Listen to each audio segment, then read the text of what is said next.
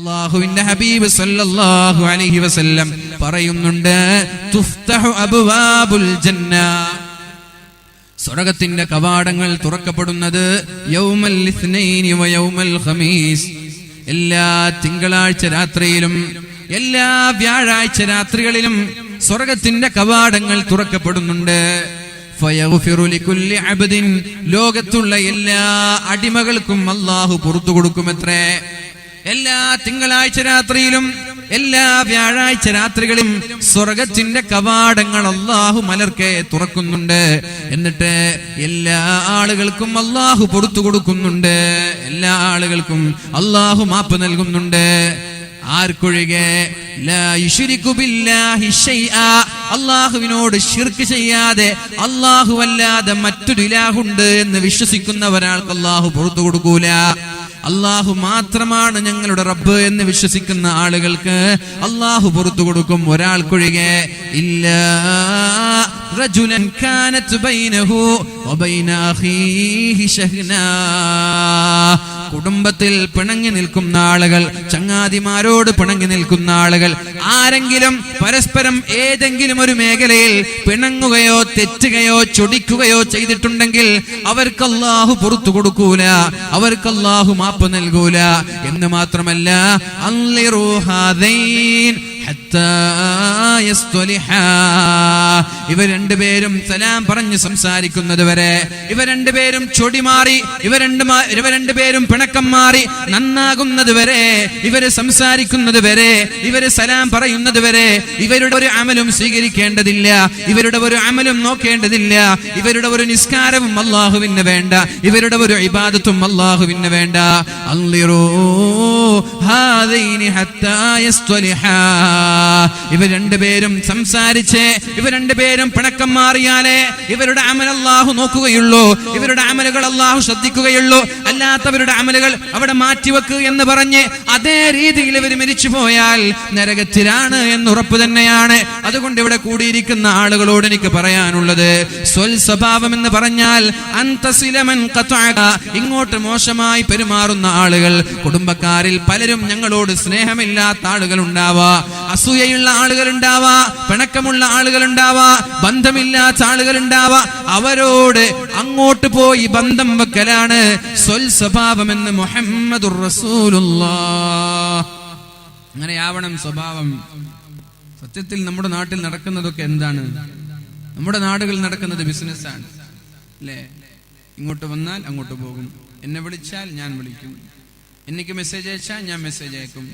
ഇവിടെ വരുമ്പോൾ ഫ്രൂട്ട്സ് കൊണ്ടുവന്നാൽ ഒരു ആപ്പിൾ 1 കിലോഗ്രാം, ഓറഞ്ച് 1 കിലോഗ്രാം, എന്നാൽ അതേപോലെ ഒരു 100 ഗ്രാം പോലും കൂടുതലോ കുറവില്ല അതേപോലെ തിരിച്ചും കൊണ്ടുപോകും.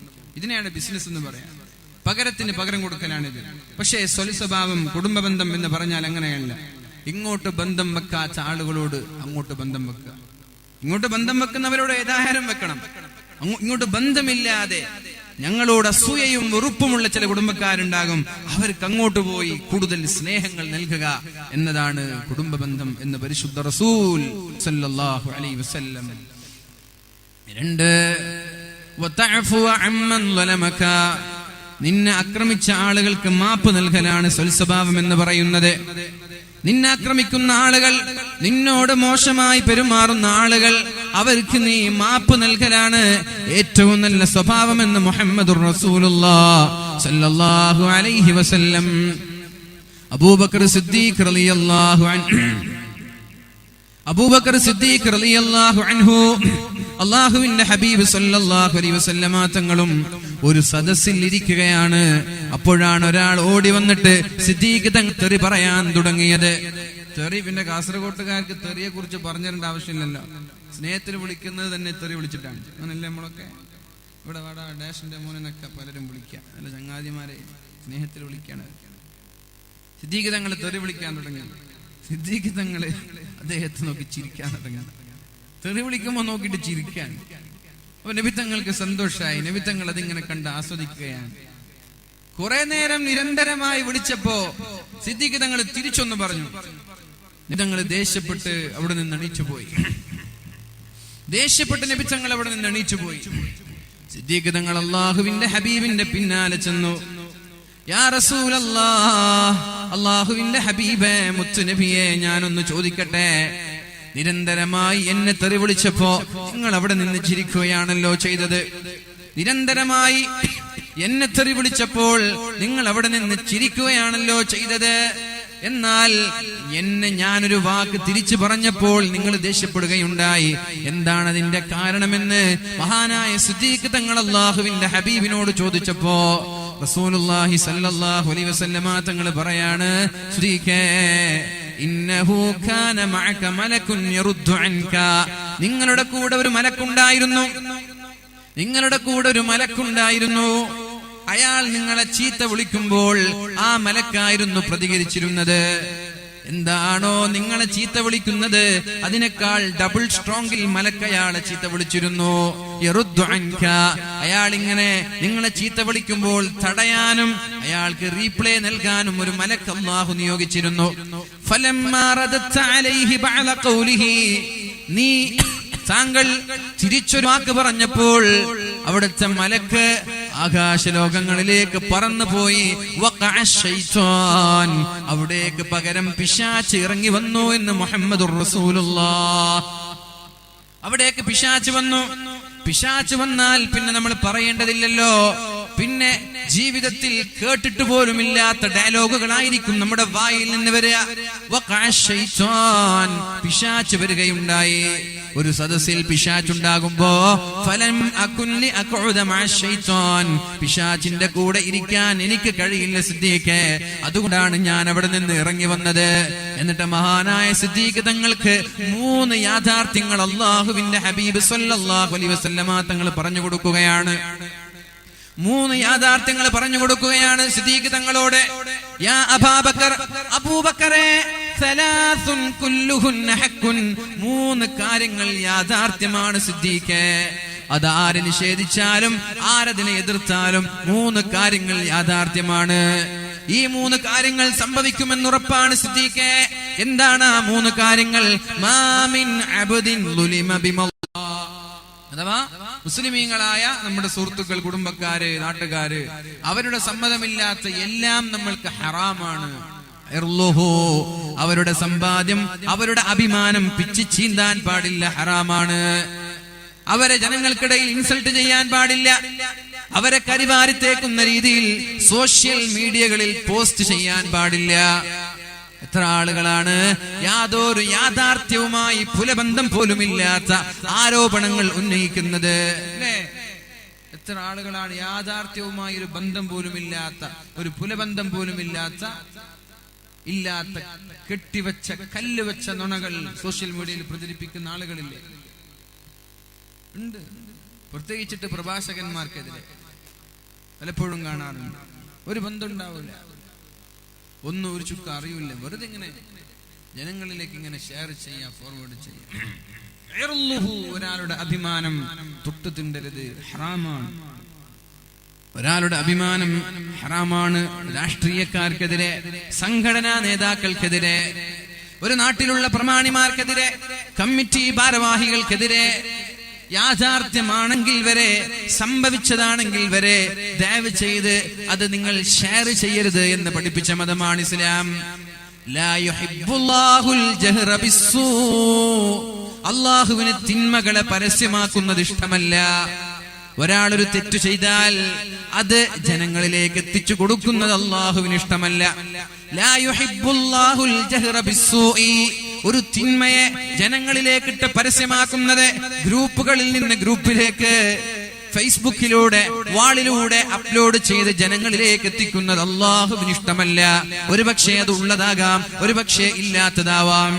പറഞ്ഞു വരുന്നത് 3 കാര്യം എന്നും നമ്മൾ ശ്രദ്ധിക്കേണ്ടതുണ്ട്. ഒരാളുടെ അഭിമാനം നമ്മൾ പിച്ചു ചീന്തിയാൽ, ഒരാളുടെ അഭിമാനത്തിന് നമ്മുടെ വാക്കിലൂടെയോ എഴുത്തിലൂടെയോ എന്തെങ്കിലും ഒരു ഏൽപ്പിച്ചാൽ നാളെ കോടതിയിൽ സ്വർഗത്തിലേക്ക് എത്താൻ കഴിയില്ല എന്ന് പറഞ്ഞാൽ കഴിയൂല. ഇയാളുടെ സമ്മതമില്ലാതെ എത്ര വലിയ ആബിദാണെങ്കിലും സ്വർഗത്തിന്റെ വക്കിലെത്താൻ അയാൾക്ക് കഴിയൂല. അങ്ങനെയാ. ഞാൻ ഉദാഹരണം പറയാം. ഒരാൾ വ്യഭിചരിച്ചു എന്ന് വിചാരിക്കാം. അയാൾ രഹസ്യമായിട്ട് മതിൽ ചാടി വ്യഭിചരിച്ചു. ഇതൊരാൾ കണ്ടു. ഇതൊരാൾ രാത്രി ഉറങ്ങാതെ നടക്കുന്ന കുറച്ച് ചെറുപ്പക്കാരൊക്കെ ഉണ്ടല്ലോ, അവരിത് കണ്ട് ആ സമയത്ത് രഹസ്യമായി മൂടിവെക്കുന്നതിന് പകരം അയാളുടെ ഫോട്ടോ സഹിതം ഇന്നാലിന്ന വീട്ടിൽ, ഇന്നാലിന്ന രാത്രി, ഇന്നാലിന്ന സമയത്ത് കയറി എന്ന് പറഞ്ഞു വാട്സപ്പിലിട്ടു, ഫേസ്ബുക്കിലിട്ടു.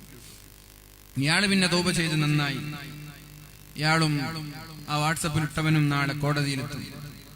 അല്ലാഹുവിന്റെ കോടതിയിൽ രണ്ടുപേരെയും വിളിക്കും. ഈ ആരെക്കുറിച്ചാണോ ആക്ഷേപമുണ്ടാക്കിയത് ആ മനുഷ്യൻ അള്ളാഹുവിന്റെ കോടതിയിൽ സമ്മതം നൽകിയില്ലെങ്കിൽ അയാൾക്ക് കാലാകാലം നരകത്തിൽ നിന്ന് പുറത്തു കടക്കാൻ കഴിയില്ല. കാരണം ഇവരുടെ ഇടയിൽ ഒരു പ്രതികാരം വെട്ടാനുണ്ട്.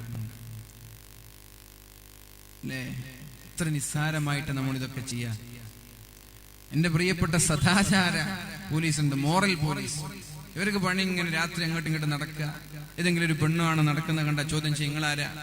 മാലിക് ദിനാറ് സിയാറത്തിന് പോയതാണ്, ഒരു പുതിയാപ്പിള ഒരു പുതിനാട്ടിയും. അപ്പൊ കുറച്ചാൾ വന്നിട്ട് ചോദിക്കും, നിങ്ങളാരാ? നിങ്ങൾ എവിടുത്തുകാരാ? നിങ്ങൾ എന്തിനാ ഇവിടെ വന്നത്? കല്യാണം കഴിഞ്ഞിട്ട് ഇവർക്ക് കൂടെ നടന്നൂടെ? അതിന്റെ സ്വാതന്ത്ര്യം ഇല്ലേ? 1947 അതൊക്കെ കിട്ടിയില്ലേ?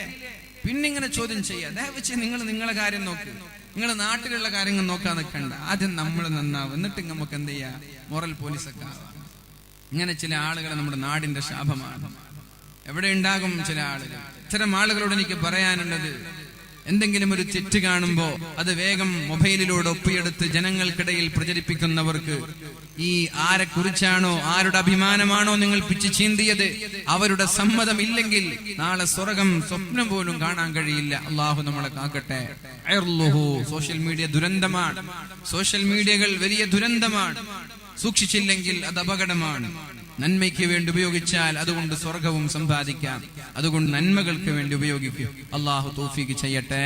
അള്ളാഹു നമ്മെ അനുഗ്രഹിക്കട്ടെ. ഒരാളുടെ സമ്പാദ്യം നമ്മൾക്ക് ഹറാമാണ്. അയാളുടെ സമ്മതമില്ലാതെ ഒരു നാണയത്തൊട്ടുപോലും നമ്മൾക്ക് അനുവാദമില്ലാതെ എടുക്കാൻ പാടില്ല, സമ്മതമില്ലാതെ. പിന്നല്ലേ അറബികളുടെ ട്രൗസറുടെ കൂറിയിട്ട് വരുന്ന ആളുകളില്ലേ? ബാങ്കിൽ നിന്നൊക്കെ ലോൺ എടുത്ത് കോടിക്കണക്കിന് ലോൺ എടുത്ത് നാട്ടിൽ വന്നിട്ട് ബിൽഡിംഗ് ഇട്ട്, നാട്ടിൽ വന്നിട്ട് ബിസിനസ് നടത്തുക, അങ്ങനെ ചെയ്യുന്ന ആളുകളില്ലേ?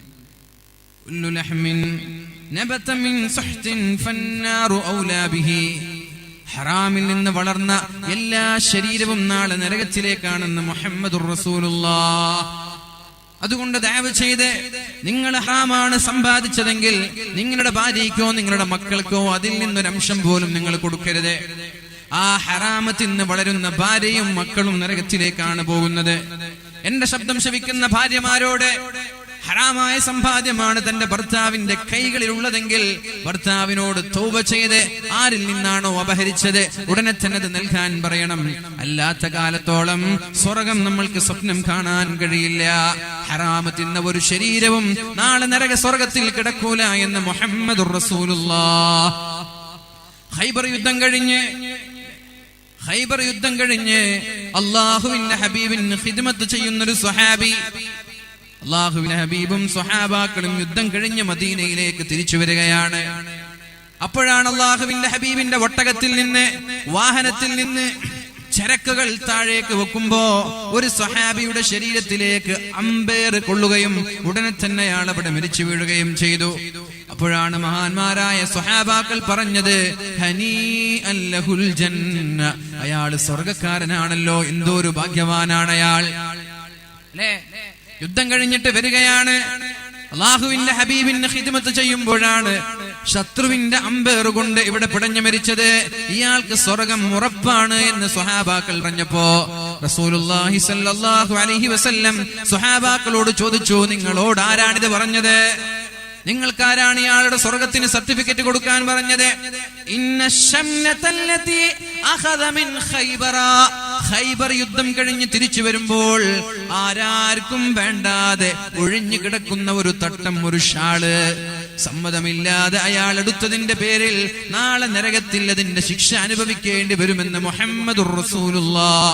അപ്പോഴാണ് ഒരു സ്വഹാബി വന്നിട്ട് പറഞ്ഞത്, നബിയെ, ഞാനൊരു യുദ്ധം കഴിഞ്ഞപ്പോൾ അങ്ങ് ആരും വേണ്ടാതെ അവഗണിച്ചിരുന്നൊരു ചുപ്പിൽ നിന്ന് ചെരുപ്പിന്റെ വാറെടുത്ത് എന്റെ ചെരുപ്പിലേക്ക് വെച്ചിരുന്നു. അതും നാളെ പ്രയാസപ്പെടുമോ?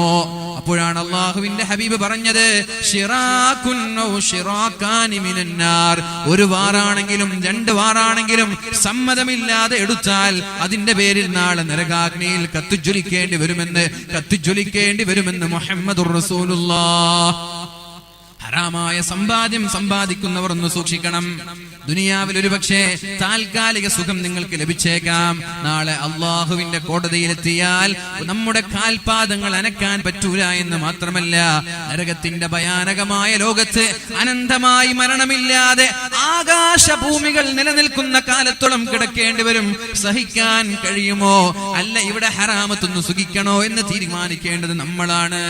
മൂന്നാമത് പറഞ്ഞത് ദമുഹു, ഒരാളുടെ രക്തം ചിന്തിയാൽ അതിനും അള്ളാഹുവിന്റെ കോടതിയിൽ സമാധാനം പറയേണ്ടി വരും. ഒരാളെ അടിച്ചാൽ, ഒരാളെ കത്തിക്കൊണ്ട് കുത്തിയാൽ, അത് ഏത് വിഭാഗക്കാരനാവട്ടെ, ഏത് മതക്കാരനാവട്ടെ, മറ്റൊരാളുടെ ശരീരത്തിലേക്ക് കടാര കയറ്റി അവന്റെ ശരീരത്തിൽ നിന്നൊരിറ്റ് രക്തം നിലത്തേക്കിറ്റ് വീണാൽ അതിന്റെ പേരിൽ നാളെ സ്വർഗത്തിലേക്ക് കടക്കാൻ കഴിയാതെ നരകത്തിലെ കാലാകാലം അള്ളാഹു ശിക്ഷിക്കുമെന്നാണ് പരിശുദ്ധ റസൂലുള്ളാഹി സ്വല്ലല്ലാഹു അലൈഹി വസല്ലമ തങ്ങൾ പറഞ്ഞത്. പിന്നെയല്ലേ ഒരാളുടെ തലകൾ കൊണ്ട് ഫുട്ബോൾ കളിക്കുന്നത്? പിന്നെയല്ലേ എത്ര നിസ്സാരമായി ലാഘവത്തോടെ ആളുകളെ വെട്ടിവീഴ്ത്തുന്നത്? എന്തോ ഒരു ലാഘവത്തോടെയാണ് കൊലപാതകം നിസ്സാരവൽക്കരിക്കപ്പെടുകയാണ്. ചെറിയ ചെറിയ പിറ്റി കേസിന്റെ പേരിൽ, ചെറിയ ചെറിയ പ്രശ്നത്തിന്റെ പേരിലൊക്കെ ചങ്ങാതിമാരെ വധിക്കുന്നു. കഞ്ചാവ് അടിച്ച്, കള്ളടിച്ച്, പരിസര ബോധമില്ലാതെ മാറണം എന്റെ പൊന്നാര ചെറുപ്പക്കാരാ. ഇങ്ങനെ ജീവിച്ചാൽ മതിയോ? ഇങ്ങനെ ജീവിച്ചിട്ടൊരു ലോകം നമ്മൾക്ക് വരാനുണ്ട് എന്ന് ചിന്തിക്കണ്ടേ? അള്ളാഹു നമ്മളെ കാക്കുമാറാവട്ടെ. മഹാനായ അബൂബക്കർ സിദ്ദീഖ് തങ്ങളോട് പരിശുദ്ധ റസൂലുള്ളാഹി സ്വല്ലല്ലാഹു അലൈഹി വസല്ലമ തങ്ങൾ പറയാണ്, 3 യാഥാർത്ഥ്യങ്ങളുണ്ട് സിദ്ദീഖേ, അത് സംഭവിക്കുക തന്നെ ചെയ്യും. 1, മാമിൻ അബ്ദിൻ ളുലിമ ബിമദ്ലമ, ഒരാൾ ആക്രമിക്കപ്പെട്ടാൽ, ഒരാളെ ശാരീരികമായിട്ടോ അല്ലെങ്കിൽ സാമ്പത്തികമായിട്ടോ ഒരാളുടെ അഭിമാനപരമായിട്ടോ ഒരാളെ അടിക്കുകയോ ഇകഴ്ത്തുകയോ ഇൻസൾട്ട് ചെയ്യുകയോ ചെയ്താൽ അയാൾക്ക് തിരിച്ചടിക്കാൻ കഴിയാം, തിരിച്ച് കേസ് കൊടുക്കാൻ കഴിയാം, തിരിച്ച് തെറി വിളിക്കാൻ കഴിയാം, തിരിച്ച് ഇൻസൾട്ട് ചെയ്യാൻ അറിയാം. പക്ഷേ അള്ളാഹുവിനെ പേടിച്ച് ദേഷ്യം കടിച്ചമർത്തിയാൽ ഇല്ലാ അഅസ്സഹുല്ലാഹു ബിഹാ നസ്റഹു വ തആല, അയാളെ സഹായിക്കുമെന്ന് മുഹമ്മദുർ റസൂലുള്ളാഹ്.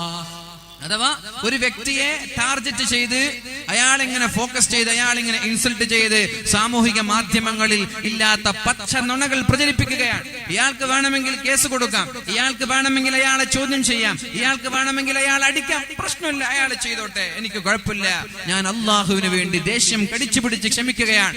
അങ്ങനെയാണെങ്കിൽ ഈ ഒരു ആക്ഷേപ സ്വരം അയാൾ ജനങ്ങൾക്കിടയിൽ പ്രചരിപ്പിച്ച അന്നു മുതൽ ഇയാളുടെ കൂടെ ഒരു മലക്കിനെ പറഞ്ഞയച്ച് അള്ളാഹു ഇയാൾക്ക് സഹായം നൽകും.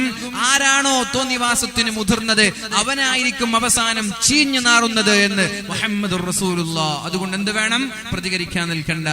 ആരെങ്കിലും എന്തെങ്കിലും പറയുമ്പോ, ആരെങ്കിലും എന്തെങ്കിലും ഇൻസൾട്ട് ചെയ്യുന്ന രീതിയിൽ പ്രചരിപ്പിക്കുമ്പോ, അടിക്കാനും ഇടിക്കാനും വരുമ്പോ വൈകാരികമായി തിരിച്ചടിക്കാതെ അള്ളാഹുവിന് വേണ്ടി നമ്മൾക്ക് പിടിച്ചു നിൽക്കാം. അതൊരു ഉത്തമമായ സ്വഭാവത്തിന്റെ ഉദാഹരണമാണ്. എന്നാൽ വിജയിക്കുന്നത് നമ്മളാണ്. നമ്മൾ തോൽക്കൂല,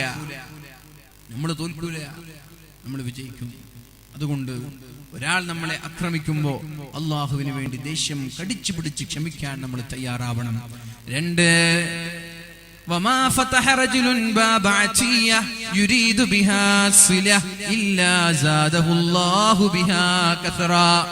ഒരാൾ ഒരു സംഭാവന ചെയ്താൽ, സാമ്പത്തികമായി സഹായം ചെയ്താൽ, സ്വതക്ക ചെയ്താൽ, അത് കാരണത്താൽ അല്ലാഹു തആല അവന്റെ സമ്പത്തിൽ വർധനവ് നൽകുമെന്ന് മുഹമ്മദുർ റസൂലുള്ളാഹ്. റസൂലുള്ളാഹി സ്വല്ലല്ലാഹു അലൈഹി വസല്ലം ഒരു കാര്യം പറഞ്ഞാൽ അത് നടക്കുമെന്ന് വിശ്വസിക്കുന്ന എത്ര ആളുകൾ നമ്മുടെ സദസ്സിലുണ്ട്? ഒന്ന് കൈപോക്കാം. നബി തങ്ങൾ ഒരു കാര്യം പറഞ്ഞാൽ നടക്കും. എല്ലാവരും അവിശ്വാസക്കാരാണ്. എന്നാൽ നിങ്ങൾക്ക് സ്വതക്ക കൊടുക്കുമ്പോൾ ഒരു പേടി മനസ്സിൽ വരാറില്ല? സ്വതക്ക കൊടുക്കുമ്പോൾ ഒരാൾ പിരിവിന് വന്നാൽ 10,000 ഉണ്ട്, 50,000 കൊടുക്കുക, 1,00,000 കൊടുക്കുക, കയ്യിൽ ക്യാഷ് ഇഷ്ടം പോലെ ഉണ്ട്, എന്നാലും 50,000 കൊടുക്കുമ്പോൾ ഒരു പേടി വരാറില്ല അല്ലേ? 1,000 ചോദിച്ചാൽ പടച്ചോനെ തീർന്നു പോവുകയാണ്, അല്ലെങ്കിൽ എൻ്റെ പൈസ തീർന്നു പോകുമെന്നൊരു പേടി വരാറില്ല. അത് നമ്മുടെ ഈമാൻ നഷ്ടപ്പെട്ടു പോയതിൻ്റെ ലക്ഷണമാണ്. യഥാർത്ഥ മുഅ്മിനാണെങ്കിൽ അയാൾക്കൊരു വിഷമുണ്ടാവില്ല കൊടുക്കുമ്പോൾ, അയാൾക്കൊരു പ്രയാസം ഉണ്ടാവില്ല കൊടുക്കുമ്പോ. അതുകൊണ്ടല്ലേ അല്ലാഹുവിന്റെ ഹബീബ് സല്ലല്ലാഹു അലൈഹി വസല്ലം സ്വതക നൽകാൻ പറഞ്ഞപ്പോ തന്റെ സമ്പാദ്യങ്ങൾ മുഴുവനും മഹാനായ അബൂബക്കർ സിദ്ദീഖ് തങ്ങൾ കൊണ്ടുപോയി കൊടുത്തത്. കൊടുത്താൽ കൂടുമെന്ന ഒരാൾ എത്രയാണോ കൊടുത്തത് അതിനേക്കാളും കൂടുതൽ അള്ളാഹു നൽകുമെന്ന് മുഹമ്മദുർ റസൂലുള്ളാഹ്. അതുകൊണ്ടല്ലേ മഹാനായ സിദ്ദീഖുൽ അക്ബർ റളിയല്ലാഹു അൻഹു 100% സമ്പാദ്യവും കൊണ്ടുപോയത്. നമ്മൾ കൊടുക്കുന്നത് എത്ര നമ്മളൊന്ന് ആലോചിക്കണേ. ഇപ്പൊ നമ്മളൊരു പള്ളി നിർമ്മാണം, അല്ലെങ്കിൽ ഒരു മദ്രസ നിർമ്മാണം, അല്ലെങ്കിൽ ഒരു ഹിഫ്ളുൽ കോളേജിന് വേണ്ടിയിട്ട് നമ്മൾ സംഭാവന ചെയ്യുകയാണെങ്കിൽ ഒരാളൊരു 10,000 കൊടുക്കും. ആ 10,000 നമ്മുടെ വരുമാനം നോക്കുമ്പോ 0.1% പോലും ഉണ്ടാവൂല. അല്ലെ ഭൂരിഭാഗം ആളുകളുടെ സദഖ 10,000 കൊടുക്കുന്നവന്റെ 0.1% പോലും ഉണ്ടാവൂല. 1,00,000 കൊടുക്കുന്നവൻ അവന്റെ 0.1% പോലും ഉണ്ടാവില്ല. വരുമാനത്തിന്റെ 0.1% പോലും ഉണ്ടാവില്ല. പിന്നെ എന്ത് ഒലക്കയാ നമ്മൾ പറയാ? വലിയ 1,00,000 കൊടുത്തു എന്ന് പറഞ്ഞ് എന്ത് അഭിമാനം നമ്മൾക്ക് ഉണ്ടാവുക? ഒരു 15 ലക്ഷം ഒരാൾ കൊടുത്തു എന്ന് വിചാരിക്കുക. അയാളുടെ വരുമാനവുമായി ഈ 15 ലക്ഷം നമ്മൾ കമ്പയർ ചെയ്ത് നോക്കുമ്പോ 0.1% പോലും ആയിട്ടില്ല. പിന്നെന്ത് 1000 കൊടുത്തവനും 15 ലക്ഷം കൊടുത്തവനും സമമാണ്. നമ്മൾ വിചാരിക്കേണ്ട പഠിച്ചു എന്തൊരു സന്മനസ്സാണ് അയാൾക്ക്. 15 ലക്ഷം കൊടുത്തു, യാ അല്ലാഹ്, അയാൾക്ക് അങ്ങനെ കൊടുക്കാൻ പറ്റുമോ? അയാൾ കൊടുക്കുന്നത് 15 കോടിയിൽ നിന്ന് 15 ലക്ഷമാണ്. ഇയാൾ 15,000-ൽ നിന്നാണ് 1,500 കൊടുത്തത്. ഭാരാ ഉഷാറ്. അപ്പൊ ഞാൻ പറയുന്നത്, ഇവിടെ നമ്മുടെ കൊടുക്കലൊക്കെ നമ്മുടെ വരുമാനത്തിൽ നിന്ന് 1% പോലും എത്തുന്നില്ല. അപ്പൊ നമ്മുടെ കൊടുക്കലൊന്നും ഒന്നുമല്ല. ഇനി 10 ലക്ഷം കൊടുത്താലും 1,00,000 കൊടുത്താലും ഒന്നുമല്ല. സിദ്ദീഖ് തങ്ങൾ കൊടുത്തത് 100%, 100%. ഉമർ തങ്ങൾ കൊടുത്തത് 50%. എന്തുകൊണ്ട്? ഞാൻ ചോദിക്കട്ടെ, ഇവിടെ നാട്ടിലൊരു പള്ളി വരെയാണ്.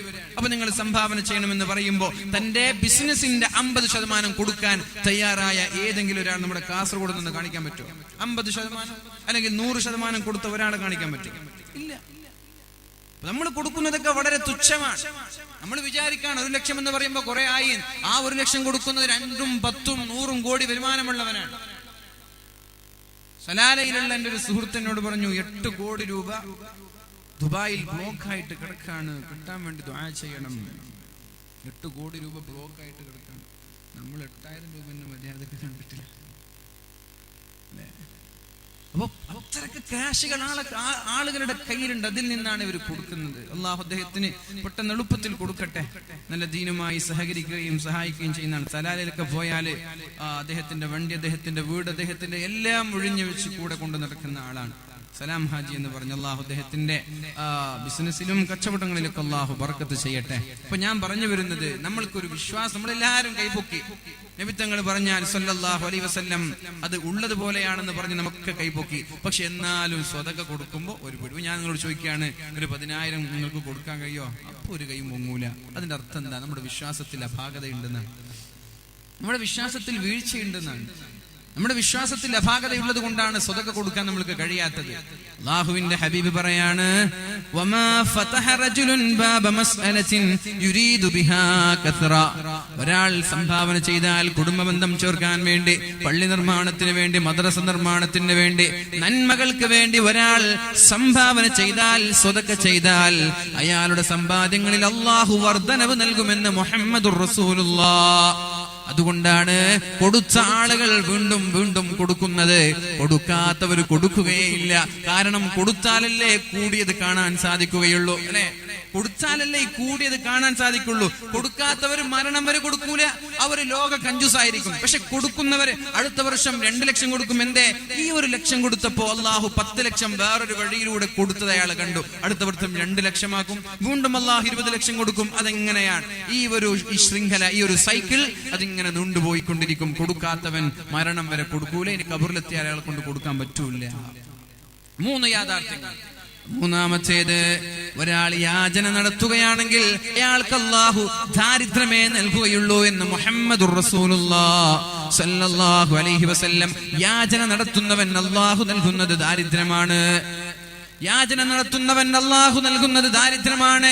നമ്മൾ പറഞ്ഞു വരുന്നത്, നമ്മളെ ഒരാൾ ആക്രമിച്ചാൽ, നമ്മളോട് ഒരാൾ മോശമായി പെരുമാറിയാൽ അയാൾക്ക് മാപ്പ് നൽകലാണ് സ്വൽസ്വഭാവമെന്ന് അള്ളാഹുവിന്റെ ഹബീബിനോട് മഹദിയായ ആയിഷ ബീവി റളിയല്ലാഹു അൻഹാ ചോദിക്കുകയാണ്. ഹൽ അതാ അലൈക യൗമുൻ കാന അശദ്ദ മിൻ യൗമി ഉഹദിൻ. നബിയേ, ഉഹദ് യുദ്ധത്തെക്കാളും പ്രയാസമുള്ളൊരു ദിവസം നിങ്ങൾക്ക് ജീവിതത്തിൽ വന്നിട്ടുണ്ടോ? ഉഹദ് യുദ്ധത്തെക്കാളും പ്രയാസമുള്ളൊരു ദിവസം നിങ്ങളുടെ ജീവിതത്തിൽ വന്നിട്ടുണ്ടോ? അപ്പോഴാണ് അല്ലാഹുവിന്റെ ഹബീബ് പറഞ്ഞത്, ലഖദ് ലഖീതു മിൻ ഖൗമികി മാ ലഖീതു. ഉണ്ട് ആയിഷ, ഉഹദ് യുദ്ധത്തെക്കാളും പ്രയാസമുള്ള ദിവസം വന്നിട്ടുണ്ട്. ഞാന് അലബ്നി അബ്ദിയാലീൽ ഇബ്നു അബ്ദി കുലാൽ, ഈ വിഭാഗം ആളുകളുടെ സമീപത്തേക്ക് ത്വായിഫിന്റെ മണലാരുണ്യത്തിലേക്ക് പ്രബോധനവുമായി ചെന്നൊരു സമയമുണ്ട് ആയിഷ. അപ്പോഴേക്കും ഞാൻ വളരെ പ്രതീക്ഷയോടെയാണ് അവിടേക്ക് കടന്നു ചെന്നത്. എന്റെ ഭാര്യ വഫാത്തായി. എന്റെ പിതൃവ്യൻ ലോകത്തോട് ഇവിടെ പറഞ്ഞു. അബൂ താലിബ്, അബ്ദുൽ മുത്തലിബ്, ഖദീജ ബീവി റളിയല്ലാഹു അൻഹാ, മക്കയിൽ അല്ലാഹുവിന്റെ ഹബീബിനെ സംരക്ഷിച്ചിരുന്ന ആളുകളെല്ലാം ലോകത്തോട് ഇവിടെ പറഞ്ഞു പോയപ്പോ പ്രതീക്ഷയോടെ ഞാൻ നേരെ ചെന്നത് ത്വായിഫിലേക്കാണ്. അവിടെ എന്റെ കുടുംബക്കാരുണ്ട്, അവരെന്നെ സഹായിക്കുമെന്നുള്ള പ്രതീക്ഷയോടെയാണ് പോയത്. അവിടെ പോയി ലാ ഇലാഹ ഇല്ലല്ലാഹ് മുഹമ്മദുർ റസൂലുള്ളാഹ്, അല്ലാഹു അല്ലാതെ വേറൊരു ദൈവത്തിൽ നിങ്ങൾ വിശ്വസിക്കരുത്, ഞാൻ അല്ലാഹുവിന്റെ പ്രവാചകനാണെന്ന് പറഞ്ഞപ്പോ കല്ലുകളെടുത്ത് എന്റെ ശരീരത്തിലേക്ക് എറിയാൻ തുടങ്ങി. നിരന്തരമായി കല്ലെറിഞ്ഞു. എന്റെ കൈകളിലേക്ക്, കാലുകളിലേക്ക്, ശരീരത്തിലേക്ക്, തലയിലേക്ക് മരക്കഷ്ണങ്ങൾ എടുത്തു. ഭ്രാന്തന്മാരെനിക്കെതിരെ അഴിച്ചുവിട്ടു. കുട്ടികൾ എനിക്കെതിരെ കൂകി വിളിക്കുകയുണ്ടായി. ഞാൻ നിരന്തരമായ കല്ലേറുകൾ കൊണ്ട് തളർന്ന് ആ സ്ഥലത്ത് വീണുപോയപ്പോ അവരെന്റെ സമീപത്തേക്ക് കടന്നു വന്നിട്ട് എന്റെ കൈ പിടിച്ചിട്ട് പറഞ്ഞു, മുഹമ്മദേ, എണീക്കൂ, നടക്കൂ മുഹമ്മദേ സല്ലല്ലാഹു അലൈഹി വസല്ലം. ഞാൻ എണീറ്റ് നടക്കാൻ തുടങ്ങിയപ്പോ വീണ്ടും എന്നെ നിരന്തരമായി കല്ലെറിയാൻ തുടങ്ങി. എന്റെ ശരീരത്തിൽ നിന്ന് രക്തം ഇങ്ങനെ നിരന്തരമായി വാർന്നൊലിച്ച് അല്ലാഹുവിന്റെ ഹബീബ് സല്ലല്ലാഹു അലൈഹി വസല്ലം അബോധാവസ്ഥയിൽ അവിടെ തളർന്നു വീണു. എന്നിട്ട് ബോധം തെളിഞ്ഞപ്പോഴേക്കും എന്റെ നേരെ മുകളിൽ ഒരു കാർമേഘമുണ്ട്. ആ കാർമേഘത്തിൽ മഹാനായ ജിബ്രീൽ അലൈഹിസ്സലാം ഉണ്ട്. ജിബ്രീൽ അലൈഹിസ്സലാം പറഞ്ഞു, പർവ്വതത്തെ സംരക്ഷിക്കുന്ന പർവ്വതങ്ങളുടെ നിയന്ത്രണമുള്ള ഒരു മാലാഖയെ അങ്ങയുടെ സമീപത്തേക്ക് ഞാൻ പറഞ്ഞയച്ചിട്ടുണ്ട്. ആ മാലാഖ നബി തങ്ങളുടെ മുമ്പിലേക്ക് എത്തുകയുണ്ടായി. അല്ലാഹുവിന്റെ ഹബീബേ, നിങ്ങൾ ആഗ്രഹിക്കുകയാണെങ്കിൽ നിങ്ങൾക്കെതിരെ നിരന്തരമായി കല്ലെറിഞ്ഞ് കൂക്കി വിളിച്ച് നിങ്ങളെ ഇൻസൾട്ട് ചെയ്ത് വധിക്കാൻ ശ്രമിച്ച ഈ വിഭാഗത്തെ ഈ പർവ്വതം ആകാശലോകങ്ങളിലേക്ക് കൊണ്ടുപോയി അവരുടെ തലയിലേക്ക് ആഞ്ഞെറിഞ്ഞ് ചതച്ച് ഞാൻ ഒന്നിനെയും ഇവിടെ ബാക്കി വെക്കാതെ നശിപ്പിച്ച് കളയാമെന്ന് പറഞ്ഞപ്പോ പരിശുദ്ധ റസൂലുള്ളാഹി സല്ലല്ലാഹു അലൈഹി വസല്ലം ആ എന്നൊരു വാക്ക് പറഞ്ഞാൽ മതി, ഓക്കെ എന്ന് സമ്മതം മൂളിയാൽ മതി, ഒന്ന് തലയാട്ടിയാൽ മതി, സെക്കൻഡുകൾ കൊണ്ട് തായിഫിന്റെ മണലാരുണ്യത്തിലെ A to Z ചതഞ്ഞു മരിക്കാം. പക്ഷേ അല്ലാഹുവിന്റെ ഹബീബ് അവിടെ നിന്ന് പറഞ്ഞത്, വേണ്ട മലക്കേ വേണ്ട, എന്നെ അവർ ആക്രമിച്ചത് ശരിയാണ്, എനിക്കെതിരെ കല്ലെറിഞ്ഞത് ശരിയാണ്, എനിക്കിപ്പോൾ അവരെ പ്രതികരിക്കാനുള്ള കഴിവുണ്ട്. അല്ലാഹുവിന് വേണ്ടി ഞാൻ എന്റെ ദേഷ്യം കടിച്ചു പിടിച്ചിട്ട് ഞാൻ അല്ലാഹുവിനോട് ദുആ ചെയ്യുന്നത് ഇവരിൽപ്പെട്ട ഒരാളെങ്കിലും നന്നാവട്ടെ, അതാണ് എന്റെ ആഗ്രഹം.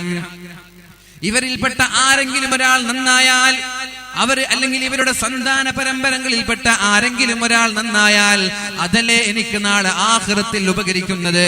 ഇവരിൽ ഒരാൾ നരകത്തിൽ നിന്ന് രക്ഷപ്പെട്ടാൽ അതാണ് എനിക്ക് സന്തോഷം നൽകുന്നത്. അല്ലാതെ ഇവരെല്ലാവരെയും ചതച്ചു കൊന്നാൽ എല്ലാവരും നേരെ പോകുന്നത് നരകത്തിലേക്കാണ്. അതുകൊണ്ട് എനിക്കെന്ത് നേട്ടം? ഇവരിൽ ഒരാൾ നന്നായാൽ അതല്ലേ എനിക്ക് സന്തോഷം എന്ന് പറഞ്ഞ് മലക്കിനെ തിരിച്ചയച്ചിട്ടുണ്ട് പരിശുദ്ധ റസൂലുള്ളാഹി സ്വല്ലല്ലാഹു അലൈഹി വസല്ലം. അതാണ് മഹാനായ അല്ലാഹുവിന്റെ ഹബീബ് സ്വല്ലല്ലാഹു അലൈഹി വസല്ലമ തങ്ങൾ മഹാനായ അബൂ ഹുറൈറ റളിയല്ലാഹു അൻഹുവിനോട് പറഞ്ഞത്, വഅതഅഫു അമ്മൻ ളലമക, നിന്നെ ആക്രമിക്കുന്ന ആളുകളോട് വളരെ മാന്യമായി പെരുമാറണമെന്ന് പറഞ്ഞത് അതാണ്. അല്ലാഹു റബ്ബ് സുബ്ഹാനഹു വ തആല തൗഫീഖ് നൽകട്ടെ. മഹാനായ അബ്ദുല്ലാഹി ഇബ്നു മസ്ഊദ് റളിയല്ലാഹു അൻഹു, അദ്ദേഹം അങ്ങാടിയിലേക്ക് പച്ചക്കറി വാങ്ങാൻ, ഫ്രൂട്ട്സ് വാങ്ങാൻ, ഇറച്ചി വാങ്ങാൻ, വീട്ടിലേക്കുള്ള വസ്തുക്കൾ വാങ്ങാൻ വേണ്ടി അങ്ങാടിയിലേക്ക് മഹാനായ അബ്ദുല്ലാഹി ഇബ്നു മസ്ഊദ് റളിയല്ലാഹു അൻഹു പോവുകയുണ്ടായി. തലപ്പാവിന്റെ അടിയിൽ അവരവരുടെ ദീനാറുകൾ സൂക്ഷിച്ചിരുന്നു. അല്ലേ, ഓരോ ആളുകൾ ഓരോ സ്ഥലത്താണ് ക്യാഷ് സൂക്ഷിക്കുക. ചില ആളുകൾ ഉണ്ടാകും വലിയ ട്രൗസർ ഇട്ട് മാർക്കറ്റിൽ നിന്നൊക്കെ ട്രൗസറിനോട് നിന്നൊക്കെ പൈസ എടുക്കുന്ന ആളുകൾ. ഔറത്ത് കാണിക്കല് ഹറാമാണ്. നിങ്ങളെ വയസ്സന്മാരൊക്കെ മുണ്ട മടക്കി ഇങ്ങനെ ട്രൗസർ ആൾക്കാരെ മുമ്പിലുണ്ടെന്നൊന്നും ബോധം അവർക്കില്ല. ട്രൗസറൊക്കെ എടുത്ത് അതിനുള്ളൊക്കെ ക്യാഷ് എടുക്കുന്നൊക്കെ കാണാം. പച്ച ഹറാമാണത്. ഔറത്ത് വെളിവാക്കരുത്. മുട്ട് വരെ മറക്കൽ നിർബന്ധമാണ്. ഒരു കാരണവശാലും മുട്ടിന് മുകളിൽ മറ്റൊരാൾക്ക് കാണാനുള്ള അവസരങ്ങൾ ഉണ്ടാക്കരുത്. അപ്പോ ഇബ്നു മസ്ഊദ് റളിയല്ലാഹു അൻഹു, അബ്ദുല്ലാഹി ഇബ്നു മസ്ഊദ് റളിയല്ലാഹു അൻഹു തന്റെ തലപ്പാവിന്റെ അകത്ത് അല്പം ദീനാറുകളൊക്കെ സൂക്ഷിച്ച് അങ്ങാടിയിലേക്ക് പോയതാണ്. എന്തിന്? വീട്ടിലേക്കുള്ള വസ്തുക്കൾ വാങ്ങാൻ വേണ്ടി പോയതാണ്. അവിടെ എത്തിയിട്ട് വസ്തുക്കളൊക്കെ വാങ്ങി, വീട്ടിലേക്ക് വേണ്ട ചരക്കുകളൊക്കെ വാങ്ങി. ഷോപ്പുകാരൻ ക്യാഷ് ചോദിച്ചു.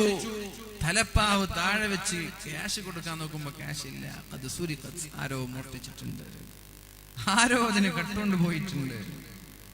അപ്പൊ മഹാനായ ഇബ്നു മസ്ഊദ് റളിയല്ലാഹു അൻഹു പറഞ്ഞു, ലഖദ് ജലസ്തു ഇന്നഹാ ലമഈ, ഞാൻ ഇവിടേക്ക് വരുമ്പോൾ എന്റെ തലപ്പാവിനകത്ത് ആ ഒരു ദീനാറുകൾ ഉണ്ടായിരുന്നു. ഞാൻ ഇവിടെ ഇരിക്കുന്ന സമയത്ത് എന്റെ തലപ്പാവിന്റെ അകത്ത് ഈ ദീനാറുകൾ ഉണ്ടായിരുന്നു. ഞാൻ ഇവിടെ വെച്ചു എന്നത് യാഥാർത്ഥ്യമാണ്. ആരോ അത് മോഷ്ടിച്ചു കൊണ്ടുപോയിരിക്കുകയാണ്. അപ്പോ അദ്ദേഹത്തിന്റെ കൂടെയുള്ള ആളുകൾ ദുആ ചെയ്യാൻ തുടങ്ങി. അല്ലാഹുമ്മ ഖതഅ യദസ്സാരിഖി അല്ലദീ യഖദഹാ, അല്ലാഹുവേ, അല്ലാഹുവിന്റെ ഹബീബിന് ഖുർആൻ ഓതി കൊടുക്കുന്ന ഇബ്നു മസ്ഊദിന്റെ ദീനാറുകൾ ആരാണോ കട്ടോണ്ട് പോയത് അവരുടെ കൈയിനെ നീ മുറിച്ചു കളയണേ അല്ലാഹ്. കൂടെയുള്ള ആളുകൾ ദുആ ചെയ്തു. ഉസ്താദ് ജുമാ ഖുതുബക്ക് മിമ്പറിൽ കയറി ഉസ്താദിന്റെ മൊബൈലും പേഴ്സും ലാപ്ടോപ്പും ഒക്കെ അടിച്ചു പോകുന്ന കള്ളന്മാരില്ലേ? എത്ര പള്ളികളിൽ നിന്ന് ജുമയുടെ സമയത്ത് മോഷണം നടക്കാറുണ്ട്. അപ്പൊ നാട്ടുകാരൊക്കെ ദുആ ചെയ്യും, അല്ലാഹു അയാളെ നീ നശിപ്പിക്കണേ പടച്ചോനെ. അങ്ങനെ ദുആ ചെയ്യാൻ പാടുണ്ടോ? അല്ലാഹുമ്മ ഖതഅ യദസ്സാരിഖി അല്ലദീ യഖദഹാ, ആരാണോ കട്ടുകൊണ്ടുപോയത് അവരുടെ കൈകൾ നീ മുറിച്ചു കളയണേ അല്ലാഹ്. അല്ലാഹുമ്മ ഫഅൽ ബിഹി കദാ, അല്ലാഹുവേ ഇവരെ നീ നശിപ്പിക്കണേ അല്ലാഹ് എന്ന് ദുആ ചെയ്തു. അപ്പോഴാണ് മഹാനായ അബ്ദുല്ലാഹി ഇബ്നു മസ്ഊദ് തങ്ങൾ ആകാശലോകങ്ങളിലേക്ക് കൈ ഉയർത്തിക്കൊണ്ട് ദുആ ചെയ്യുന്നത്, അല്ലാഹുമ്മ ഇൻ കാന ഹമലഹു അലാ അഖ്ദിഹാ ഹാജ, ആ കള്ളൻ കട്ടുകൊണ്ടുപോയത് അയാൾക്ക് ആവശ്യമുണ്ടായിട്ടാണെങ്കിൽ ഫബാരിക് ലഹു ഫീഹാ, ആ കട്ടുകൊണ്ടുപോയ സമ്പാദ്യങ്ങളിൽ നീ ബറക്കത്ത് കൊടുക്ക് റബ്ബേ. അയ്യോ, ദുആ ചെയ്യാൻ കഴിയോ? അങ്ങാടിയിലേക്ക് പേഴ്സ് പോക്കറ്റിലിട്ട് പോയതാണ്. ആരോ ബാക്കിൽ നിന്ന് അടിച്ചു മാറി. മീൻ വാങ്ങുമ്പോ പേഴ്സ് ഇല്ല. അല്ലാഹുവേ, ആ കട്ടുകൊണ്ടുപോയവന്റെ ക്യാഷിൽ നീ ബർക്കത്ത് കൊടുക്കണേ എന്ന് ദുആ ചെയ്യോ? നിങ്ങൾക്ക് അങ്ങനെ ദുആ ചെയ്യുന്ന ആളാണ്. നിങ്ങൾ മുഖം കാണുമ്പോ അങ്ങനെ തോന്നാണല്ലോ. അല്ലാഹുമ്മ ബാരിക് ലഹു ഫീഹാ, ആ കള്ളന്റെ എന്റെ തലപ്പാവിനകത്തളങ്ങളിൽ നിന്ന് മോഷ്ടിച്ചു കൊണ്ടുപോയ ആ തുകയിൽ അയാൾക്ക് ആവശ്യത്തിന് വേണ്ടി എടുത്തതാണെങ്കിൽ നീ ബറക്കത്ത് ചെയ്യ് റബ്ബേ. അയാളുടെ ആവശ്യം നീ വീട്ടി കൊടുക്കണം റബ്ബേ.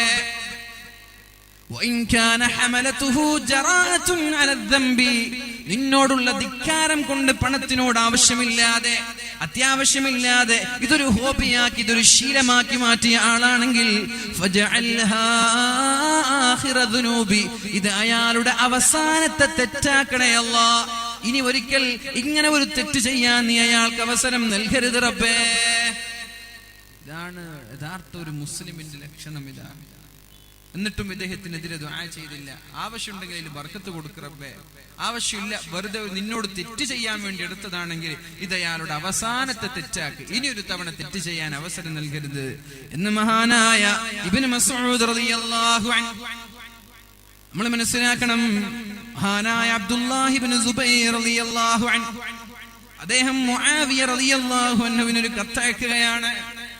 മുആവിയ റളിയല്ലാഹു അൻഹുവിന്റെ പട്ടാളക്കാർ അബ്ദുല്ലാഹി ഇബ്നു സുബൈർ തങ്ങളുടെ തോട്ടത്തിലേക്ക് കയറി തോട്ടം പിടിച്ചടക്കാൻ ശ്രമിച്ചു. അപ്പോഴേക്കും ഒരു കത്ത് എഴുതുകയുണ്ട്. എന്താണ് കത്ത്? അമ്മാ ബഅദു യാ മുആവിയ ഇന്ന അബീദക ഖദ് ദഖലൂ ഫീ അർളി ഫൻഹഹും അൻ ദാലിക് വഇല്ലാ കാന ലീ വലക ശഅ്നുൻ വസ്സലാം. പറയുന്ന വാക്കുണ്ട്, മുആവിയ തങ്ങളുടെ ഉമ്മയാണ് ഹിന്ദ്. മുആവിയ തങ്ങളുടെ ഉമ്മയാണ് ഹിന്ദ്. ആഖിലൽ അക്ബാദ്, കരള് ചവച്ചു തിന്ന ഉമ്മയുടെ മകനെ. അങ്ങനെയാ പറഞ്ഞത്.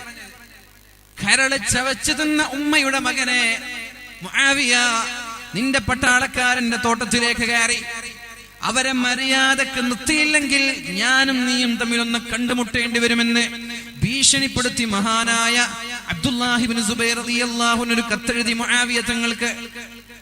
മുആവിയ റളിയല്ലാഹു അൻഹു ആ കത്ത് വായിച്ച് തന്റെ മകൻ യസീദിന് കൊടുക്കുകയാണ്. യസീദ് ഇബ്നു മുആവിയ എന്ത് ചെയ്യണം? അപ്പോഴാണ് ആ കത്ത് വായിച്ചിട്ട് യസീദിന്റെ മുഖമാകെ വിവരണമായി. ഇതിൽ രണ്ടാമതൊന്ന് ആലോചിക്കാനിൽ ഒരു സൈന്യത്തേക്ക്, അബ്ദുല്ലാഹി ഇബ്നു സുബൈറിന്റെ അടുത്തേക്ക് ഒരു സൈന്യത്തേക്ക്. എന്തിന്? ആ സൈന്യത്തിന്റെ തുടക്കം അബ്ദുല്ലാഹി ഇബ്നു സുബൈറിന്റെ അടുത്ത് വേണം. അതിന്റെ അവസാനം നമ്മുടെ ഈ കൊട്ടാരത്തിൽ വേണം. അഥവാ അത് അവിടെ നിന്ന് തുടങ്ങി ഇവിടം വരെ അവസാനിക്കുന്ന നീണ്ടു നിൽക്കുന്ന ഒരു സൈന്യത്തെ അബ്ദുല്ലാഹി ഇബ്നു സുബൈറിന്റെ സമീപത്തേക്ക് അയക്കൂ എന്ന് ആ യസീദ് എന്ന് പറയുന്ന മുആവിയയുടെ മകൻ പറഞ്ഞപ്പോ മഹാനായ മുആവിയ തങ്ങൾ അവിടെ നിന്ന് മറുപടി പറഞ്ഞത് അങ്ങനെയല്ല. അമ്മാ ബഅദ്, ഞാൻ നിങ്ങളുടെ കത്ത് വായിക്കുകയുണ്ടായി. അള്ളാഹുവിന്റെ ഹബീബിന്റെ സ്നേഹിതന്റെ മകനെ, അങ്ങനെ ചോദിച്ചത്. അള്ളാഹുവിന്റെ ഹബീബിന്റെ ചങ്ങാതിയുടെ മകനെ. സുബൈർ തങ്ങൾ അള്ളാഹുവിന്റെ ഹബീബിന്റെ ചങ്ങാതിയാണ്. അള്ളാഹുവിന്റെ ഹബീബിന്റെ ചങ്ങാതിയുടെ മകനെ, നിങ്ങൾക്ക് എന്തെങ്കിലും മോശമായി തോന്നിയാൽ എനിക്കും അത് മോശം തന്നെ. കാരണം നിങ്ങൾക്ക് അവകാശപ്പെട്ട സ്വത്താണെങ്കിൽ അത് നിങ്ങൾ എടുത്തോളൂ. എന്റെ ഏതെങ്കിലും ഒരു പട്ടാളക്കാർ നിങ്ങളുടെ തോട്ടത്തിൽ കയറിയിട്ടുണ്ടെങ്കിൽ ആ സ്ഥലം മുഴുവനും ഞാൻ നിങ്ങൾക്ക് നൽകാൻ പോവുകയാണ്.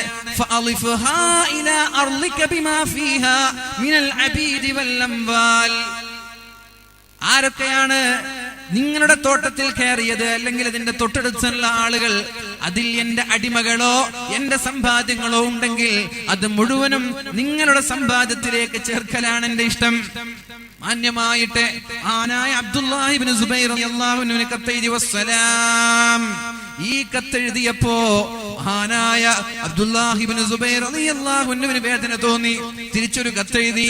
ഖദ് വഖഫ്തു അലാ കിതാബി അമീരിൽ മുഅ്മിനീൻ, നിങ്ങളുടെ കത്ത് ഞാൻ വായിക്കാനിടയായി. അല്ലാഹു നിങ്ങളുടെ അധികാരം നിലനിർത്തി തരട്ടെ, അല്ലാഹു നിങ്ങൾക്ക് ബറക്കത്ത് ചെയ്യട്ടെ എന്ന് പറഞ്ഞ് സലാം പറഞ്ഞ് സന്തോഷത്തിന്റെ കത്ത് തിരിച്ചയക്കുകയുണ്ടായി. ഇവിടെ നമ്മൾ ആലോചിക്കണം, മഹാനായ മുആവിയ തങ്ങളെങ്ങാനും സുബൈർ റളിയല്ലാഹു അൻഹുവിനെതിരെ ഒരു കത്ത് എഴുതിയിരുന്നെങ്കിൽ അവിടെ വലിയൊരു യുദ്ധം പൊട്ടിപ്പുറപ്പെടുമായിരുന്നു. പക്ഷേ എത്ര മാന്യമായിട്ടാണ് പെരുമാറിയത്. അള്ളാഹുവിന്റെ ഹബീബ് ഒരു കത്തയക്കുകയാണ് ഹിറക്കൽ രാജാവിന് ഒരു കത്തയക്കുകയാണ്. മിൻ മുഹമ്മദ് റസൂലില്ലാഹ്, അള്ളാഹുവിന്റെ ഹബീബ് അള്ളാഹുവിന്റെ പ്രവാചകനായ മുഹമ്മദ് എഴുതുന്ന കത്താണെന്ന് പറഞ്ഞ് കത്തെഴുതി. ഇസ്ലാമിനെ കുറിച്ച് വളരെ മനോഹരമായി ചിത്രീകരിച്ചുകൊണ്ടുള്ള കത്താണ്. ഹിറക്കലിനെ ഇസ്ലാമിലേക്ക് ക്ഷണിച്ചുകൊണ്ടുള്ള കത്താണ്. ഹിറക്കൽ രാജാവ് കത്ത് വായിച്ചു. ഇസ്ലാം മതം സത്യമാണെന്ന് മനസ്സിലായി. ഒരുപാട് കാലമായി ഇങ്ങനൊരു പ്രവാചകനെ കാത്തിരിക്കുന്ന രാജാവായിരുന്നു ഹിറക്കൽ.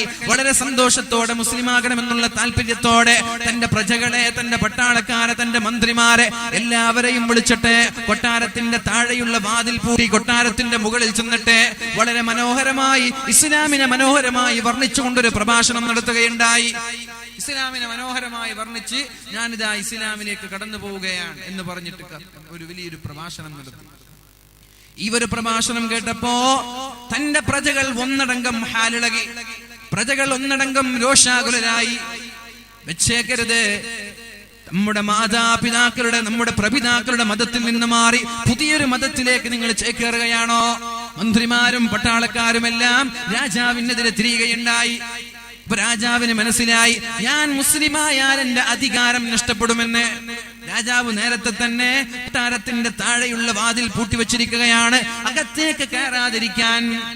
രാജാവിന് മനസ്സിലായി കാര്യം പന്തികേടാണെന്ന്, തന്റെ സ്ഥാനം നഷ്ടപ്പെടുമെന്ന്. അപ്പോഴേക്കും രാജാവ് അടവ് മാറ്റി പറയുകയുണ്ടായി, ഞാൻ നിങ്ങളെ ടെസ്റ്റ് ചെയ്തതാണ്.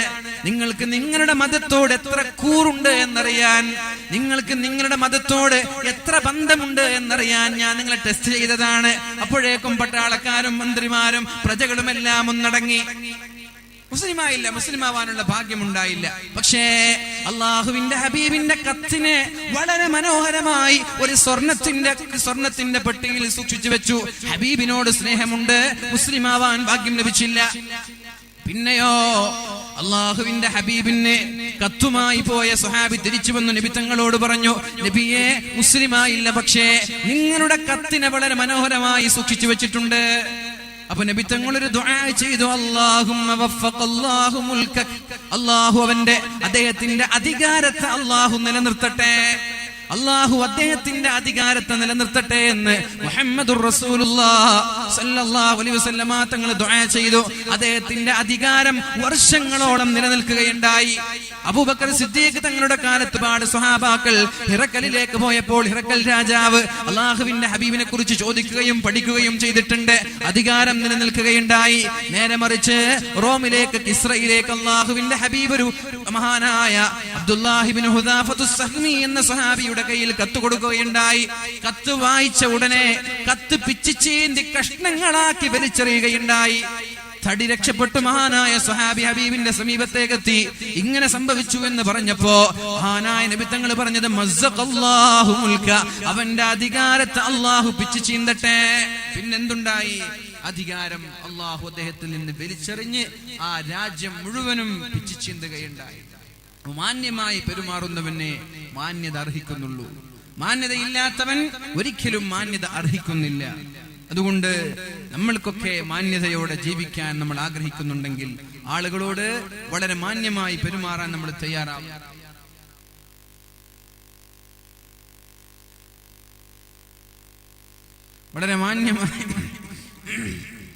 വളരെ മാന്യമായി പെരുമാറാൻ നമ്മൾ ശ്രമിക്കണം. അല്ലാഹു റബ്ബ് സുബ്ഹാനഹു വ തആല നമ്മൾക്ക് തൗഫീഖ് നൽകുമാറാവട്ടെ. അപ്പൊ മഹാനായ അബൂ ഹുറൈറ റളിയല്ലാഹു അൻഹുവിനോട് അല്ലാഹുവിന്റെ ഹബീബ് സല്ലല്ലാഹു അലൈഹി വസല്ലമ തങ്ങൾ പറയാണ്, എന്താണ് സ്വൽസ്വഭാവം എന്ന് രണ്ട് കാര്യമാണ് പറഞ്ഞത്. ഒന്ന്, അൻതസ്വിലമൻ ഖതഅക, നിങ്ങളോട് ബന്ധം വിച്ഛേദിക്കുന്ന ആളുകളോട് അങ്ങോട്ട് പോയി ബന്ധം സ്ഥാപിക്കണം. വഅൻ തഅഫു അമ്മൻ ളലമക, നിങ്ങളോട് മോശമായി പെരുമാറുന്ന ആളുകൾ, നിങ്ങളെ ആക്രമിക്കുന്ന ആളുകൾക്ക് മാപ്പ് നൽകണം. മൂന്ന്, വതുഅതിയ മൻ ഹറമക, നിങ്ങളെ തടയുന്ന ആളുകൾ, നിങ്ങൾക്ക് തടസ്സം നിൽക്കുന്ന ആളുകൾ, എപ്പോഴും നിങ്ങൾക്ക് പാരവെക്കുന്ന ആളുകൾ, അവരോട് വൈരാഗ്യവും വിദ്വേഷവും വെക്കാതെ അവർക്ക് നമ്മൾ കൂടുതൽ അവസരങ്ങൾ നൽകണം. ഇതാണ് സ്വൽസ്വഭാവമെന്ന് മുഹമ്മദുർ റസൂലുള്ളാഹി സ്വല്ലല്ലാഹു അലൈഹി വസല്ലം മഹാനായ അബൂ ദർദാ റളിയല്ലാഹു അൻഹു പറയുന്നുണ്ട്, മാ മിൻ ഷൈഇൻ അസ്ഖലു ഫീ മീസാനിൽ അബ്ദി, ഒരു മനുഷ്യന്റെ, ഒരു മുസ്ലിമിന്റെ മീസാനിൽ ഏറ്റവും ഖനം തൂങ്ങുന്ന അമലേതാണ്? നമ്മുടെ നാളെ നമ്മളെല്ലാവരും മഹ്ശറ ലോകത്തെത്തുമ്പോ നന്മയുടെയും തിന്മയുടെയും തുലാസ് തൂക്കി നോക്കുന്ന സമയത്ത് ആരുടെ തുലാസിൽ നന്മയ്ക്ക് ഭാരമുണ്ടോ അയാളാണ് വിജയിക്കുന്നത്. വഅമ്മാ മൻ ഖഫ്ഫത് മവാസീനുഹു ഫഉമ്മുഹു ഹാവിയ ഫഅമ്മാ മൻ ثقلت മവാസീനുഹു فهو في عيشة راضية وأما من خفت موازينه فأمه هاوية وما أدراك ما هي نار حامية. അല്ലാഹു തആല പരിശുദ്ധമായ ഖുർആനിൽ പറയാണ്, നന്മയും തിന്മയും അല്ലാഹു തൂക്കി നോക്കുമ്പോ ആരുടെ നന്മയ്ക്കാണോ തൂക്കമുള്ളത്, ഭാരമുള്ളത്, അയാൾക്ക് അല്ലാഹു ഫഹുവ ഫീ ഈശത്തിർ റാളിയ, അയാൾക്ക് നാളെ ആഖിറത്തിൽ പേടിക്കാനില്ല, അയാൾക്ക് നാളെ വിഷമിക്കാനില്ല, അയാളുടെ ജീവിതം വളരെ സന്തോഷത്തിലാണ്, അയാൾ മഹ്ശറയിൽ രക്ഷപ്പെട്ടവനാണ്.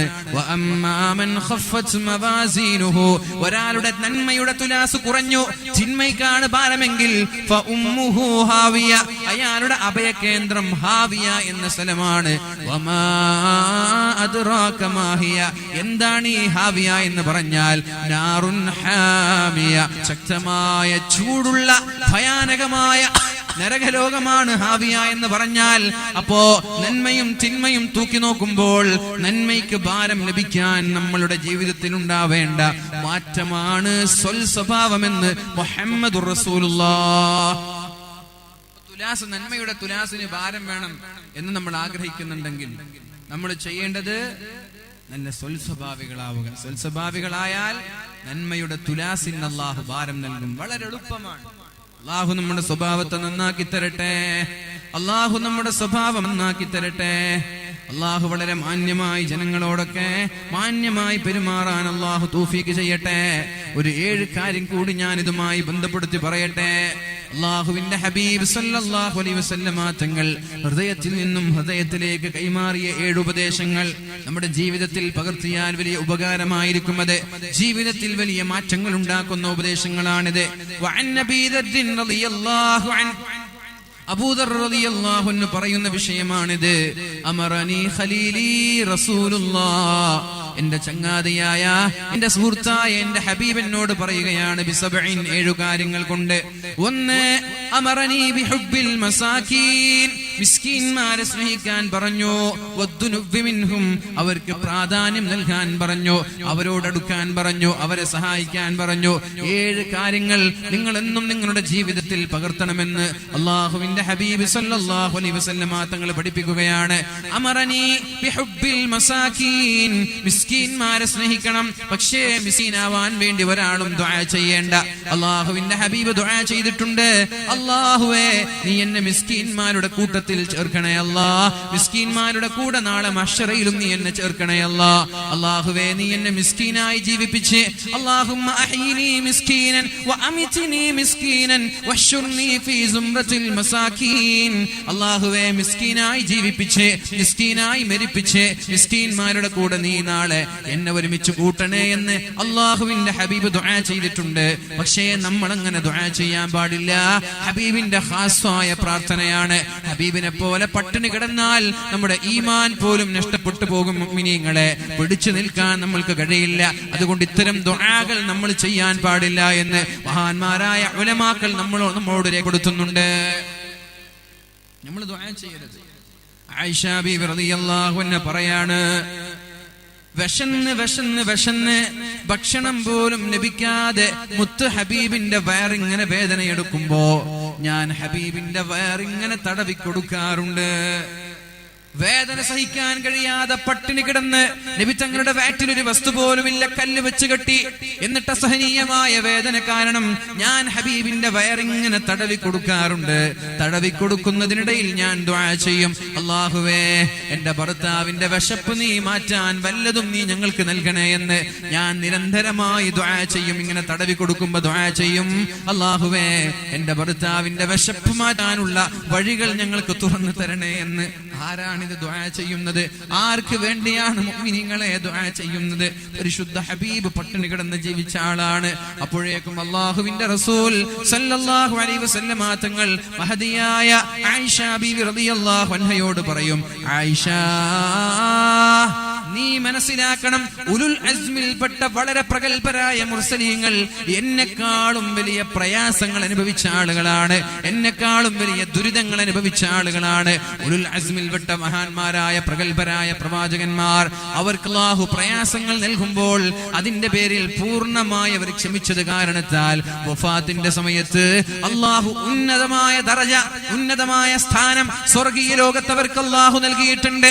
അവരെക്കാളും സ്ഥാനം എനിക്ക് നാളെ ആഖിറത്തിൽ ലഭിക്കണമെങ്കിൽ ദുനിയാവിൽ ഒരുപാട് പ്രയാസങ്ങൾ സഹിക്കേണ്ടിയിരിക്കുന്നു ആയിഷ എന്ന് അല്ലാഹുവിന്റെ ഹബീബ് വളരെ സന്തോഷത്തോടെ ആയിഷ ബീവി റളിയല്ലാഹു അൻഹയോട് പറയുമായിരുന്നു. പറഞ്ഞു വരുന്നത്, ഹബീബിന്റെ ജീവിതം മുഴുവനും പട്ടിണിയായിരുന്നു. 2 മാസം ജീവിച്ചത് ഈത്തപ്പഴവും വെള്ളവും കൊണ്ട്. വയറ് നിറയെ ഈത്തപ്പഴം കഴിച്ചിട്ടില്ല. 3 ഈത്തപ്പഴമാണ് അത്താഴ സമയത്ത് കഴിക്കുക. അന്ന് നോമ്പെടുത്താൽ വൈകുന്നേരം മഗ്രിബിന്റെ ബാങ്ക് വിളിക്കുമ്പോൾ ഒരു 3 ഈത്തപ്പഴം. ഇങ്ങനെയാണ് 2 മാസക്കാലം ജീവിച്ചത്. വേറൊരു ഭക്ഷണം ലഭിച്ചിട്ടില്ല. അതുകൊണ്ട് അല്ലാഹുവിന്റെ ഹബീബ് പറയാണ്, മിസ്കീന്മാരെ സ്നേഹിക്കുകയും അവരുടെ കൂടെ നിൽക്കുകയും ചെയ്യണമെന്ന്. മുഹമ്മദുർ റസൂലുള്ളാഹ്.